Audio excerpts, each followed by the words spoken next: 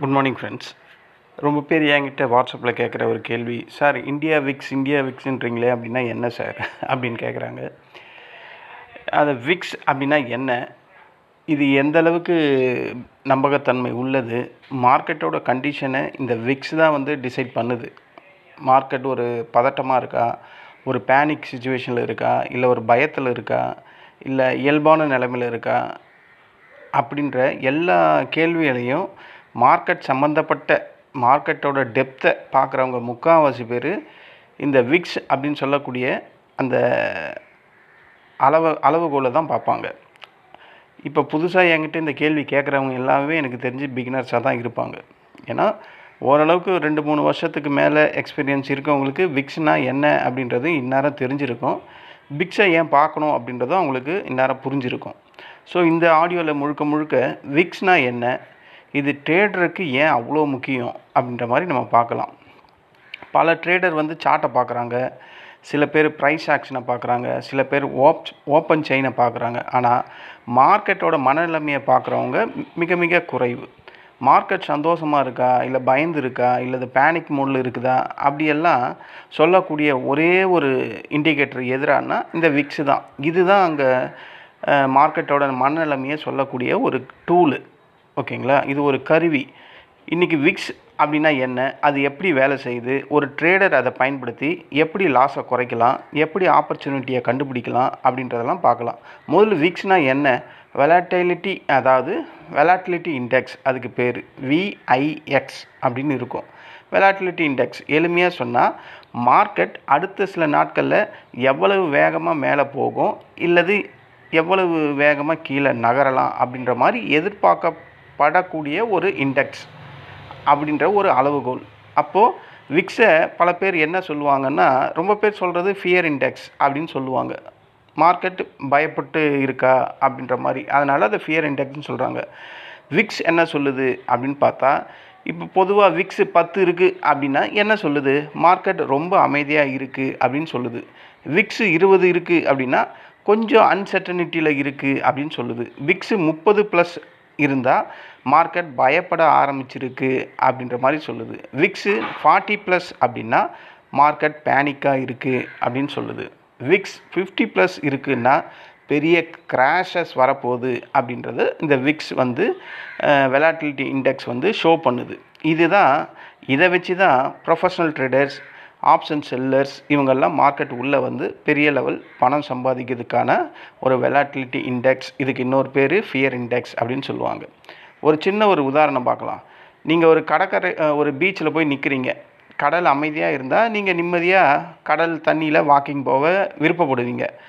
அலை வந்து கொஞ்சம் பெருசாக வந்தால் என்ன பண்ணுவீங்க, நீங்கள் எச்சரிக்கையாக இருப்பீங்கள்ல. இப்போ சுனாமி வருது அப்படின்னு நியூஸ் கேட்டால் என்ன பண்ணுவோம், அங்கேருந்து நம்ம எல்லாம் ஓடிடுவோம். மார்க்கெட்லேயும் அதே மாதிரி தான் இந்த விக்ஸு.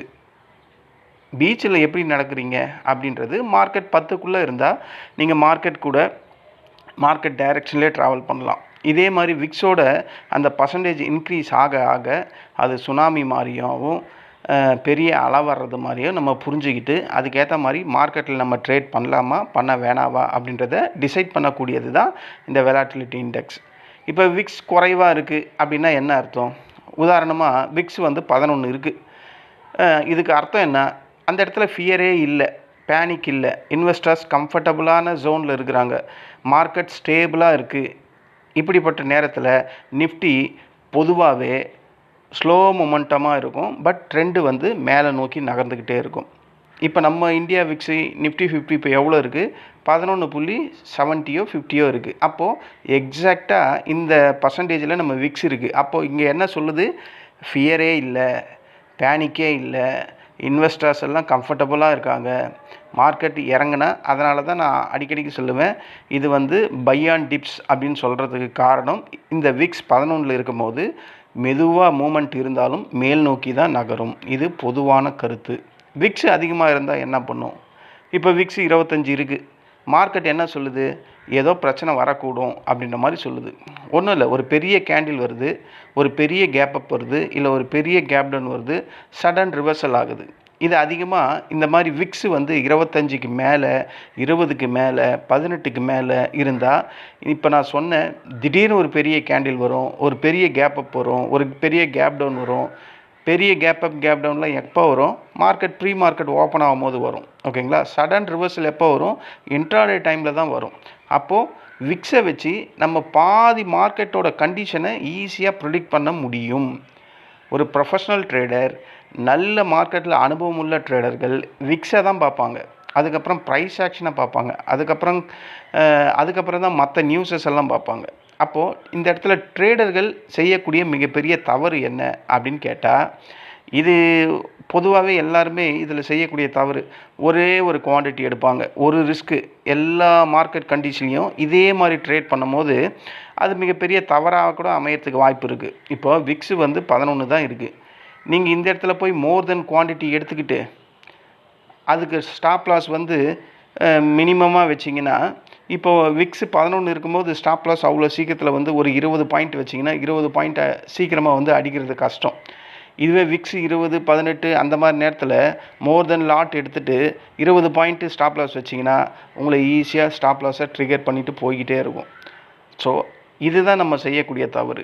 மார்க்கெட்டோட விக்ஸு வெலாட்டிலிட்டி இண்டெக்ஸ் பர்சன்டேஜ் என்ன இருக்குது அதை பார்த்துட்டு அதுக்கேற்ற மாதிரி குவான்டிட்டி எடுக்கணும், அதுக்கேற்ற மாதிரி ரிஸ்க் எடுக்கணும். அதுதான் மார்க்கெட் கண்டிஷனில் உங்களுக்கு பர்ஃபெக்டாக ஒர்க் அவுட் ஆகக்கூடிய ஒரு மெத்தடு. இப்போ எக்ஸாம்பிள் நான் ஒன்று சொல்கிறேன். விக்ஸு 11 இருக்குது. நீங்கள் 100 ஷேர் வாங்குறீங்க, எஸ்எல் 20 பாயிண்ட் வைக்கிறீங்க. ரிஸ்க் வந்து இந்த இடத்துல மேனேஜபிள் தான். நான் இப்போ தான் சொன்னேன் இந்த மெத்தடை. இப்போது விக்ஸு 11 இருக்கும்போது நீங்கள் 20 பாயிண்ட்டு ஸ்டாப் லாஸ் வச்சா கூட அது ட்ரிகர் ஆகிறதுக்கு டிலே ஆகிறதுக்கான வாய்ப்புகள் அதிகம். இதுவே 24 இருக்குது விக்ஸு அப்படின்னா அதே 100 ஷேர் வாங்குறீங்க, அதே எஸ்எல் வச்சிங்கன்னா மார்க்கெட் வெலாட்டிலிட்டியில் அது ஈஸியாக உங்களை ட்ரிகர் பண்ணிவிட்டு ஸ்டாப் லாஸை ஹண்ட் பண்ணிவிட்டு போய்கிட்டே இருக்கும். ஸோ வித்தியாசங்கள் புரியுதா? அப்போ இனிமேலாவது மார்க்கெட்டில் இந்த விக்ஸை பார்க்குற அந்த அவேர்னஸை நீங்கள் கொண்டு வரணும். இதுதான் பல ட்ரேடர்கள் புரியாமல் செய்யக்கூடிய தப்பு. சார்ட்டு அதே மாதிரி தான் இருக்கும் எல்லா இடத்துலையும். ஆனால் மார்க்கெட்டோட ரிஸ்க்கு வந்து மாறி மாறி இருக்கும். அது காட்டக்கூடியது தான் வெலாட்டிலிட்டி இண்டெக்ஸு விக்ஸு எப்படி பொசிஷன் சைஸ் சொல்லி தருது அப்படின்னு அவர் கேட்டிருந்தார். லோ விக்ஸாக இருந்தால் பிக்கர் பொசிஷன் எடுக்கலாம், ஆனால் ஸ்டாப் லாஸ் வந்து சின்னதாக வைப்பாங்க. இது வந்து ஸ்டாப் லாஸ் ட்ரிகர் பண்ணுறதுக்கான வாய்ப்புகள் ரொம்ப கம்மி. ஏன்னு சொல்கிறேன்னா, நம்ம எத்தனை வாட்டி மார்க்கெட் ரேஞ்ச் பவுண்ட்லேயும் ஒரு சைடு வேலையும் இருக்கும்போது விக்ஸோட பர்சன்டேஜ் பார்த்திங்கன்னா 11, 12, 10, 9 இந்த மாதிரி தான் இருக்கும். இதை நீங்கள் போன வாரம் பார்த்துருக்கலாம் மார்க்கெட்டில், அதுக்கு முந்தின வாரமும் பார்த்துருக்கலாம். மார்க்கெட்டு 40-50 பாயிண்ட்டுக்கு தான் ட்ரேட் ஆகும். அப்போ நீங்கள் விக்ஸை பார்த்தீங்கன்னா 12க்கு கீழே இருக்கும், இல்லை 11க்கு கீழே இருக்கும். அந்த மாதிரி நேரத்தில் நீங்கள் ஸ்டாப் லாஸ் 20 பாயிண்ட்டு போட்டாலும் ட்ரிகர் ஆகிறது ரொம்ப கஷ்டம். ஏன்னா அவன் ட்ரேட் ஆகிறதே மொத்தமே ஒரு 20 பாயிண்ட்டு 30 பாயிண்ட்டு தான் இருப்பான்.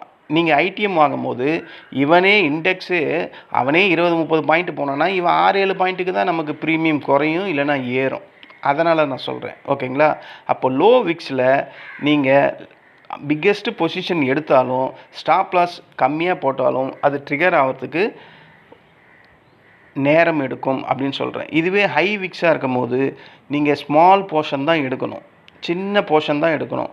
ஆனால் ஸ்டாப் லாஸ் ஒய்டராக வைக்கணும், அதாவது பெருசாக வைக்கணும். அந்த இடத்துல 20 பாயிண்டெல்லாம் வச்சா விக்ஸ் அதிகமாக இருக்கிற நேரத்தில் ஈஸியாக ட்ரிகர் பண்ணிடும். அப்போது அந்த மாதிரி நேரத்தில் என்ன பண்ணணும்னா ஸ்மால் குவான்டிட்டி எடுக்கணும், ஸ்டாப் லாஸை பெருசாக வைக்கணும். இந்த நாலேஜ் நமக்கு வரணும்.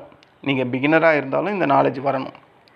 ப்ரொஃபஷ்னல் ட்ரேடர்ஸ் நான் அடிக்கடிக்கு சொல்கிறது, முதல்ல அவங்க பார்க்கக்கூடியது விக்ஸை மட்டும் தான் பார்ப்பாங்க. அதுக்கப்புறம் தான் அவங்க குவான்டிட்டி எவ்வளோ எடுக்கணும், மார்க்கெட் கண்டிஷன் என்ன, மார்க்கெட் ரெசிஸ்டண்ட்டில் இருக்கா, சப்போர்ட்டில் இருக்கா அப்படின்றது எல்லாமே பார்ப்பாங்க.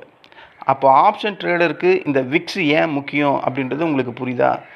விக்ஸு தாங்க ஒரு மார்க்கெட்டோட பவர்ஃபுல் மெத்தட் ஸ்ட்ராட்டஜி. அதை நம்ம கணிச்சிட்டோம்னா மார்க்கெட்டோட டெப்த்து என்னன்னு தெரிஞ்சிடும். மார்க்கெட் பயப்படலை, மார்க்கெட் பயங்கரமாக பயந்துருக்கு, மார்க்கெட் பேனிக்கில் இருக்குது, மார்க்கெட் கிராஷஸ் ஆகிற சிச்சுவேஷனில் இருக்குது. இது எல்லாமே நம்ம இந்த விக்ஸை பார்த்து தெரிஞ்சுக்கலாம். ஆப்ஷன் ப்ரீமியம் எப்படி நிர்ணயிக்கக்கூடிய காரணம், இந்த இந்த ஆப்ஷன் ட்ரேடருக்கு விக்ஸ் ஏன் முக்கியம் அப்படின்னா, இங்கே விக்ஸு மிகப்பெரிய பவர்ஃபுல்னு அப்படி சொல்லிட்டேன். ஆப்ஷன் ப்ரீமியத்தை நிர்ணயிக்கும் முக்கிய காரணங்களில் ஒன்று தான் இந்த வெலாட்டிலிட்டி. அதுக்கு இம்பைல்டு வெலாட்டிலிட்டி அப்படின்னு சொல்லுவாங்க. விக்ஸ் அதிகரிச்சதுன்னா ஆப்ஷன் ப்ரீமியம் ஆட்டோமேட்டிக்காக இன்க்ரீஸ் ஆகும். இதெல்லாம் உங்களுக்கு தெரியும். ஏன்னா ஒரு மேஜர் நியூஸ், ஒரு ஈவெண்ட் வரப்போகுது, ஒரு தேர்தல் நியூஸ் வரப்போகுது, ஒரு ரிசல்ட் வரப்போகுது, ஒரு ஆர்பிஐ நியூஸ் வரப்போகுது, ஒரு பட்ஜெட் வரப்போகுது, ஒரு ஃபெட் மீட்டிங் ரிப்போர்ட் வரப்போகுது. இந்த மாதிரி நேரத்துலலாம் விக்ஸ் அதிகமாக இருக்கும். அப்போ விக்ஸ் அதிகமாக இருந்தால் அந்த நேரத்தில் ப்ரீமியம் எல்லாம் உச்சத்தில் இருக்கும். இது நமக்கு எல்லாருக்குமே பொதுவாக மார்க்கெட்டில் இருக்கவங்களுக்கு எல்லாருக்குமே தெரியும். ஓகேங்களா?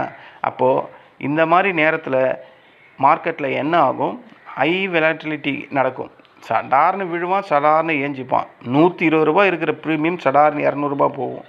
200 ரூபாயில் இருக்கிற ப்ரீமியம் சடார்னு 100 ரூபாய்க்கு வரும்.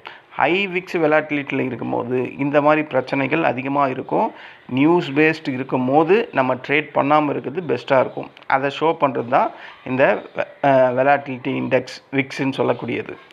ஆப்ஷன் பையருக்கும் ஆப்ஷன் செல்லருக்கும் இந்த விக்ஸு லோவாக இருந்தால் எப்படி இருக்கும், விக்ஸு ஹையாக இருந்தால் எப்படி இருக்கும்? விக்ஸு லோவாக இருந்தால் ப்ரீமியம் சீப்பாக இருக்கும். ஆப்ஷன் பையருக்கு ஃபஸ்ட் கிளாஸான சிச்சுவேஷன் அப்படின்னு சொல்லுவாங்க.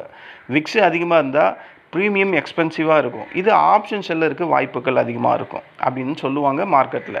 ஆனால் நான் ஆப்ஷன் செல்லர் கிடையாது, நான் ஆப்ஷன் பையர். இதனால் பெரிய ஆப்ஷன் செல்லர்ஸ் என்ன பண்ணுவாங்க, முதல்ல ப்ரீமியம் எந்த லெவலில் உயர்ந்து இருக்குதா அப்படின்ற மாதிரி பார்ப்பாங்க. ஏன்னா அவங்களுக்கு தேவை இதுதான் மெயின். இப்போது ரியல் மார்க்கெட் எக்ஸாம்பிள் நம்ம சொல்லணும்னா 2020 கோவிட் கிராஷ் வந்துச்சு. மார்க்கெட்டில் என்ன இருந்தது, ஒரு விதமான பேனிக் இருந்தது, நியூஸ் பயம் இருந்தது, லாக்டவுன் வேறு நியூஸ் இருந்தது, அன்சர்டனிட்டி கொட்டி கிடந்தது கோவிட் சமயத்தில். அப்போ இந்தியா விக்ஸ் எவ்வளோ இருந்தது, எனக்கு தெரிஞ்சு 70+ எல்லாம் இருந்த மாதிரி, 70+க்கு மேலே போன மாதிரிலாம் எனக்கு ஞாபகம் இருக்குது. அப்போ மார்க்கெட் என்ன ஆகும், என்ன நடக்கனே தெரியாது யாருக்குமே. திடீர்னு விழும், திடீர்னு ஏஞ்சி போகும், திடீர்னு ஜம்ப் ஆகும், பெரிய லெவல் ரேஞ்சஸில் ட்ரேட் ஆகும். ஸோ அந்த இடத்துல நம்ம இதை புரிஞ்சிக்கணும். 80+ இருக்குன்னா மார்க்கெட் கிராஷ், 50க்கு மேலே போனாவே மார்க்கெட் கிராஷ் அப்படின்னு நான் சொல்லியிருக்கேன். அப்போ 80+ இருக்கும்போது அந்த இடத்துல என்ன பண்ணணுமே மார்க்கெட்டுக்கு தெரியாது, கண்ணா அப்படின்னா ட்ரேட் ஆகும். அந்த நேரத்தில் தான் பல ஸ்டாக்ஸ் வந்து பாட்டமை போய் தொடும். ஃபியர் அதிகபட்சமாக இருக்கும் போது தான் ஆப்பர்ச்சுனிட்டி அதிகமாக கிடைக்கும் அப்படின்ற மாதிரி சொல்லுவாங்க. இன்வெஸ்ட்மெண்ட்டில், ட்ரேடிங்கில் அது ரொம்ப ரொம்ப டஃப்பு. இங்கே ஒரு முக்கியமான ரூல் நம்ம எப்போவுமே தெரிஞ்சுக்கணும். விக்ஸு அதிகரிக்குது அப்படின்னா மார்க்கெட் கண்டிப்பாக டவுன் தான் போகும் அப்படின்ற மாதிரி நம்ம இங்கே புரிஞ்சிக்கக்கூடாது.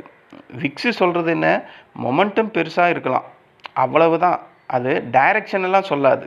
அப்போ நம்ம தான் அதை புரிஞ்சிக்கணும். விக்ஸு வந்து இவ்வளோ இருக்குன்னா மார்க்கெட் எய்தர் பெரிய மூமெண்ட் எந்த பக்கம் வேணால் வரலாம், அது டவுன் பக்கம் தான் வரணும்னு இல்லை, அப்சைடு கூட வரலாம். ஸோ இந்த இடத்துல நம்ம புரிஞ்சிக்க வேண்டிய விஷயம் என்ன, மார்க்கெட் வந்து மொமெண்டம் பெருசாக வரப்போகுது அப்படின்னு தான் அது சொல்லுது. விக்ஸு கீழே போகுது அப்படின்னு சொல்லலை, இல்லை மேலே போகுது அப்படின்னு சொல்லலை, எய்தர் ஏதோ ஒரு பக்கம் போகுது. அதுதான் விக்ஸோட ஹை விக்ஸு சொல்லக்கூடிய விஷயம். இதுதான் ரொம்ப ரொம்ப முக்கியம். ரொம்ப பேர் நினச்சிக்கிறாங்க விக்ஸ் அதிகமாக இருந்தால் மார்க்கெட் கீழே வரும் அப்படின்னு. ஏன் அது மேலே போனதே இல்லையா? 1000 உதாரணங்கள் நம்ம சொல்லலாம். நம்ம பிரைம் மினிஸ்டர் ஜெயிக்கும் போது விக்ஸு எவ்வளோ இருந்தது, அதுக்கப்புறம் விக்ஸு அதுக்கப்புறம் 2 நாளுக்கு அப்புறம் அது கிராஷ் ஆச்சு. ஆனால் அவ்வளோ விக்ஸு ஹையில் இருக்கும்போது பல பேர் நினைக்கிறது கீழே தானே வரணும், ஏன் மார்க்கெட் அன்றைக்கி மேலே போச்சு? ஸோ இந்த மாதிரி பல உதாரணங்கள் சொல்லலாம். அப்போ விக்ஸு அப்படின்னு சொல்லக்கூடியது எதுன்னா, எய்தர் மொமெண்டம் அப்பாவும் வரலாம், டவுனாகவும் வரலாம். அது டைரெக்ஷனை அங்கே ப்ரிடிக்ட் பண்ணலை அப்படின்றத நம்ம புரிஞ்சுக்கணும். இப்போது நிஃப்டி 50 ஒரு எக்ஸாம்பிள் பார்த்தோம்னா, நிஃப்டி 50 அப்பில் இருக்குது, விக்ஸு டவுனில் இருக்குது. சில நேரத்தில் நிஃப்டி 50 டவுனில் இருக்குது, விக்ஸு அப்பில் இருக்குது. காரணம் என்ன? இதுக்கு ஏதாவது ரூல் இருக்கா? இது நிஃப்டி 50 அப்பில் இருந்தால் விக்ஸு கீழே இருக்கணும், நிஃப்டி 50 டவுனில் இருந்தால் விக்ஸு மேலே இருக்கணும், அந்த மாதிரி ரூல் எதுவுமே கிடையாது இல்லை. சில நேரத்தில் நிஃப்டி 50 அப்பாக இருக்கும், விக்ஸும் அப்பாக இருக்கும். இந்த ரெண்டும் சேர்ந்து நடக்கும்போது மார்க்கெட்டு மேலே போனாலும் இல்லை கீழே போனாலும் அது பொதுவாக அன்சர்டனிட்டி அப்படின்ற அந்த ஸ்டேஜில் தான் இருக்குமே கண்டி, இது மேலே போகிறதுக்காகவோ இல்லை கீழே போகிறதுக்காகவோ விக்ஸு எதையும் சொல்லாது. நான் அதை தான் சொன்னேன், மொமெண்டம் வரப்போகுது, எய்தர் எந்த பக்கமோ ஒன்று அப்படின்னு சொல்கிறேன். டெய்லி ட்ராக்கிங் செக்லிஸ்ட் அப்படின்னு ஒன்று நம்ம பார்க்கணும். அதாவது மார்க்கெட் ஓப்பன் ஆகிறதுக்கு முன்னாடி குளோபல் மார்க்கெட் என்ன பண்ணுது, க்ரூட் ஆயில் எப்படி இருக்குது, டாலர் இண்டெக்ஸ் எப்படி இருக்குது, எஃப்ஐஐ டேட்டா எதை சொல்லுது, இந்த விக்ஸ் என்ன சொல்லுது பார்த்தீங்களா? டெய்லி ட்ராக்கிங் லிஸ்ட்டில் விக்ஸு அப்படின்னு ஒன்று வந்துடுச்சு. அதை தான் சொல்கிறேன், ப்ரொஃபஷ்னல் ட்ரேடர்ஸ் இந்த விக்ஸை கண்டிப்பாக பார்ப்பாங்க. இனிமேல் நீங்கள் பிகினராக இருந்தாலும் இந்த டெய்லி ட்ராக்கிங் லிஸ்ட்டு நான் இப்போ சொன்னேன் பார்த்தீங்களா, குளோபல் மார்க்கெட் எப்படி ட்ரேட் ஆகி முடிஞ்சிருக்கு, க்ரூட் ஆயில் எப்படி இருக்குது, டாலர் இண்டெக்ஸ் எப்படி இருக்குது, எஃப்ஐஐ டேட்டா எப்படி இருக்குது, இந்த விக்ஸ் எப்படி இருக்குது, இந்த 5 விஷயத்தை பார்த்தாவே நம்ம மார்க்கெட்டில் இன்ட்ராடே டைமில் ஈஸியாக மார்க்கெட்டை ப்ரிடிக்ட் பண்ணலாம். ஜெயிக்க முடியும்னு சொல்லலை, ப்ரிடிக்ட் ஈஸியாக பண்ணலாம். ஈஸியாக ப்ரிடிக்ட் பண்ணி அதை வாட்ச் பண்ணால் கண்டிப்பாக ஆப்பர்ச்சுனிட்டி கிடைக்கும். ஆப்பர்ச்சுனிட்டியை கரெக்டாக யூஸ் பண்ணால் ப்ராஃபிட் பண்ணலாம். ஒரு சிம்பிள் ஸ்ட்ராட்டஜி, விக்ஸு 12க்கு கீழே இருக்குது, அப்போ மார்க்கெட் என்ன நிலைமையில் இருக்குது, மார்க்கெட் காமாக இருக்குது, அப்போது ட்ரெண்ட் அந்த இடத்துல ஃபாலோ ஆகும் அப்படின்ற மாதிரி நம்ம புரிஞ்சுக்கிட்டு அதுக்கேற்ற வேலையை அதுக்கேற்ற ட்ரேடிங்கை நம்ம ஃபாலோ பண்ணணும். இதுவே விக்ஸு 12லேருந்து 18 இருக்குன்னா மார்க்கெட் வந்து நார்மலாக இருக்குது, ஸ்டாண்டர்டாக ரிஸ்க்கு அந்த ஸ்டாண்டர்டு ரிஸ்க் மோடில் இருக்குது அப்படின்றத நம்ம புரிஞ்சுக்கணும். விக்ஸு 20க்கு மேலே இருக்குன்னா குவான்டிட்டியை அந்த இடத்துல இன்க்ரீஸ் பண்ணக்கூடாது, குவான்டிட்டியை ரிடியூஸ் தான் பண்ணணும், ஸ்டாப் லாஸை ரெஸ்பெக்ட் பண்ணணும், ஓவர் ட்ரேடிங் அந்த இடத்துல பண்ணக்கூடாது. இதெல்லாம் நமக்கு தெரியணும். இது எத்தனை பேருக்கு தெரியும்? இந்த விக்ஸு இந்த மாதிரி பர்சன்டேஜிலலாம் இருந்தால் இப்படியெல்லாம் ட்ரேட் பண்ணணுன்னு யாருக்குமே தெரியாது. எக்ஸ்பீரியன்ஸான பீப்புளுக்கு மட்டும்தான் தெரியும். இதுவே விக்ஸு 30க்கு மேலே இருந்தால் சர்வைவல் முக்கியம். அந்த இடத்துல ஒரு ட்ரேடு எடுக்கிறதே ரொம்ப டஃப்பு. அதில் அக்ரெசிவ் ட்ரேட் அப்படின்றத அங்கே செய்யவே கூடாது. இதுதான் ஃப்ரெண்ட்ஸ் நீங்கள் கேட்ட இந்த விக்ஸு. ஒவ்வொரு நேரத்துலேயும் விக்ஸு எந்தெந்த பர்சன்டேஜில் இருந்தால் மார்க்கெட் எப்படியெல்லாம் இருக்கும் அப்படின்றத என்னுடைய அனுபவத்துலேயும் மார்க்கெட்டில் நடக்கக்கூடிய இந்த விக்ஸோட பர்சன்டேஜை வச்சும் நான் சொல்கிறேன். ஃபைனலாக ஒரு மெசேஜ், ப்ரைஸ் என்ன சொல்லுது அப்படின்றது சார்ட்டு கண்டிப்பாக அங்கே காட்டும், சார்ட்டில் தெரிஞ்சுக்கலாம். வால்யூம் என்ன சொல்லுது அப்படின்றது அந்த டேட்டாவை வச்சு தெரிஞ்சுக்கலாம். ஆனால் மார்க்கெட் என்ன சொல்ல போகுது அப்படின்றத விக்ஸு மட்டும்தான் சொல்லணும். ஓகேங்களா? நீங்கள் ஒரு ட்ரேடராக இருந்தால் சார்ட்டை மட்டும் பார்த்தா பாதி தகவல் கிடைக்கும். நீங்கள் சார்ட் ப்ளஸ் விக்ஸு ரெண்டையும் சேர்த்து பார்த்தா முழு படமே பார்த்த மாதிரி இருக்கும். ஸோ ப்ராஃபிட் தருவது விக்ஸு கிடையாது, ஆனால் தேவையில்லாத லாஸை தவிர்க்க உதவுவது விக்ஸு. பல ட்ரேடர் என்ட்ரி ஈஸியாக எடுக்கிறாங்க, பல ட்ரேடர் ஈஸியாக லாஸும் வாங்கிக்கிறாங்க. ஆனால் ப்ரொஃபஷனல் ட்ரேடர் ஈஸியாக ரிஸ்க்கை தேடுறதே கிடையாது. முதல்ல அவங்க பார்க்கக்கூடிய விஷயம் விக்ஸு. ஆப்பர்ச்சுனிட்டி இருக்கும் போது ப்ரொஃபஷனல் ட்ரேடர் ரிஸ்க்கு இருந்தாலும் ஆப்பர்ச்சுனிட்டியை யூஸ் பண்ணுவாங்க. ஸோ அவங்க எந்த அளவுக்கு ரிஸ்க் எடுக்கிறாங்களோ அந்த அளவுக்கான ப்ராஃபிட் அங்கே இருக்குது அப்படின்றது தான் இந்த விக்ஸோட வெலாட்டிலிட்டி இண்டெக்ஸோட ஒரு அளவுகோல். ஆல்ரெடி நான் சொன்னது. ஸோ இதுதாங்க விக்ஸ் இண்டிகேட்டரை பற்றி ஃபுல் டீட்டெயில்ஸ். ஓகேங்களா? இதுதான் விக்ஸு. புதுசாக நீங்கள் இருந்தாலும் இல்லை ஓரளவுக்கு மார்க்கெட்டில் 2-3 வருஷம் அனுபவம் இருந்தாலும் விக்ஸு விக்ஸுனா என்ன, இது என்ன செய்யுது, மார்க்கெட்டில் ட்ரேடர்ஸ் இதை நம்பி பொசிஷன் எடுக்கலாமா, என்ன மாதிரி நேரத்தில் விக்ஸை யூஸ் பண்ணி நம்ம ப்ராஃபிட் பண்ணலாம் அப்படின்றதெல்லாம் நான் இந்த ஆடியோவில் சொல்லியிருக்கேன். இந்த ஆடியோ உங்களுக்கு பிடிச்சிருந்தா என்னுடைய சேனலை சப்ஸ்கிரைப் பண்ணுங்கள். நன்றி, வணக்கம்.